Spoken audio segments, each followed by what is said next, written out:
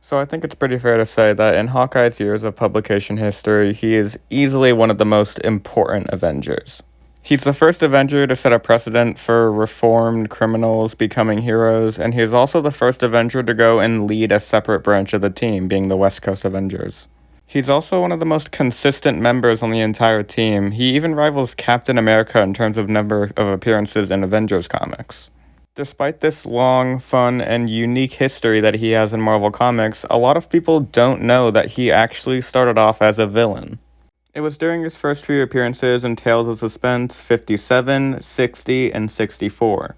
Now, there is a reason a lot of people don't remember this, because clearly it didn't last for very long, but I still think it's a fun part of his history that is worthy enough to go over. His villain arc starts when Tony Stark is visiting a carnival and there's an accident happening with one of the roller coasters. Tony Stark in the Iron Man costume, which isn't known to the public, flies in and saves the day and prevents that person from getting killed. However, the archer at the carnival sees this as it takes away all the attention from him. The archer at the circus seeing this, Clint Barton, gets jealous and decides to make some arrows and a costume and becomes Hawkeye. I love this text box at the bottom of this page which says, "And so we are about to witness the creation of one of the most startling arch-villains of all time," while he's assembling his gear. Yeah, that really didn't age well, did it? Now next, it's important to keep in mind that he isn't actively trying to be a villain, he's actually just trying to go out and do good. So the first thing he does is try and stop a bank robber from robbing this bank or a jewelry store or whatever. The dude is able to run away, but Hawkeye tends to the jewelry bag to try and return it. However, a bunch of cops catch him just as he's reaching down to grab it, and it causes them to think that he's the thief, and he runs away because he's in a costume. Here, he gets picked up by Black Widow and instantly has the hots for her. She brings him back to some type of secret base or whatever where he makes a bunch of trick arrows. This is all so that way he can attack Stark Industries and steal some tech from there, and while there he gets obviously encountered by Iron Man. I think there's actually some fun weapons that he uses here, such as this weird trick arrow that has a chemical that allows Tony's armor to rust a whole lot faster with a suction tip arrow on it.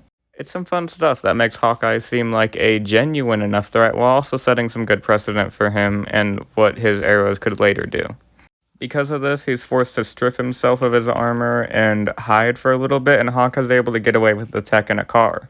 Tony Stark follows Hawkeye, which leads him to the docks in which they have their final fight. Tony is able to defeat Hawkeye by setting him into the water by blasting the docks underneath him. We find out that Black Widow is actually here as well, and when Tony goes to try and confront her after taking out Hawkeye, he shoots a demolition blast arrow at Iron Man, which ricochets off of his shoulder, which I have to admit is a little weird considering the last arrows Hawkeye shot at him didn't ricochet off, but it's whatever.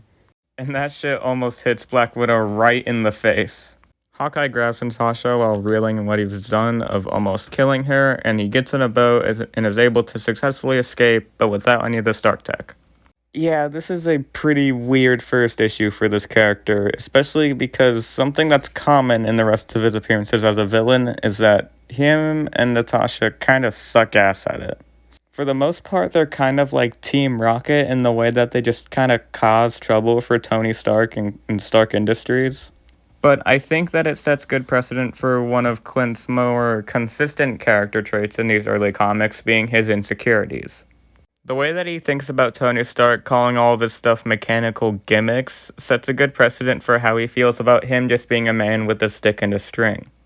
Not some genius philanthropist, not some dude on super soldier serum, not some great scientist who can shrink him down to the size of an atom, just a guy with a bow and arrow. So I guess next I will bring us to the Iron Man suspected of murder storyline. This is during a time when Iron Man is suspected of murder, but Tony Stark is also having severe heart problems, so he can't even take the suit off without dying, so he has to leave it on. However, his identity is also a secret because at this time, Tony Stark is believed to have had Iron Man as his bodyguard. And he doesn't want to reveal it, so he kind of just has to keep the costume on. After we see Iron Man dealing with some of these issues, we catch up with Nat and Clint, where we see Nat wants to break into another Stark Industries facility in order to steal some of their latest weapons. They believe now is a good time with all of their bodyguard being wanted for murder and everything. Clint eventually agrees, and when breaking in obviously gets caught and decides to go into Tony Stark's office. There in which Pepper Potts was chilling, and Clint decides to take her as a hostage. Hawkeye managed to get himself trapped, and now he needs a way to get out of there. However, Iron Man shows up, thankfully. They fight for a little bit. Hawkeye tries using a flash arrow, which doesn't really do shit on him. Hawkeye then is able to get to the rooftop where he uses an excessively long grappling arrow to hit a plane and fly away.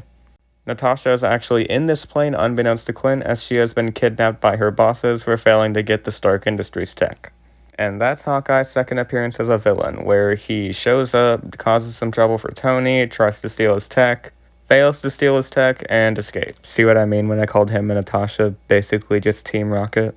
One thing I find funny is that we see Black Widow actually sad about potentially never being able to see Clint again when she's flying away in the plane. However, in earlier issues, she said that she was, wrapping her fingers around him and tricking him, all to serve communists, which Clint explicitly says he doesn't want to do.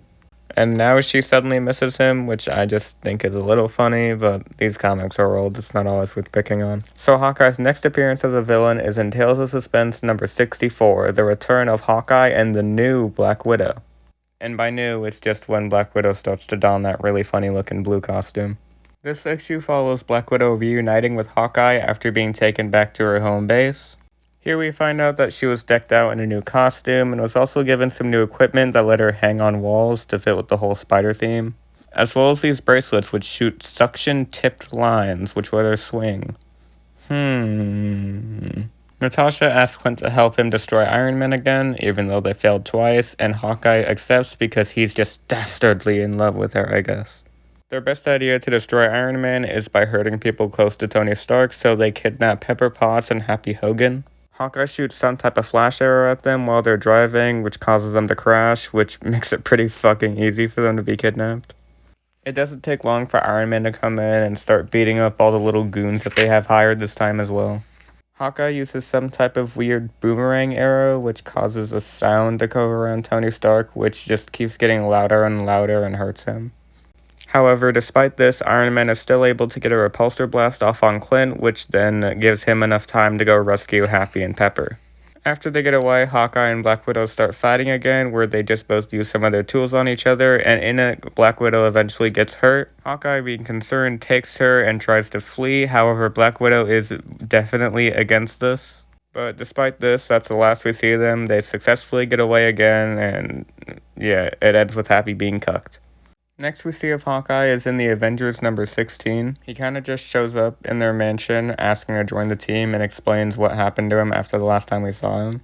Black Widow just kind of got captured by her bosses again, and Clint was sad about it. Hawkeye demonstrates his skill to Giant Man, Wasp, Iron Man, Captain America by just shooting 3 arrows at once at a tied up Jarvis in order to free him. And then he's accepted onto the team. It's a bit of an odd start for a character like Hawkeye, but it's also unique, and I think it's fun, and does set some good precedents for his stories that happen later, and it sets some small foundations for his character. Hawkeye has always been one of my favorite Marvel superheroes since I started reading comics, so I've had a fun time going back and reading some of his older stuff.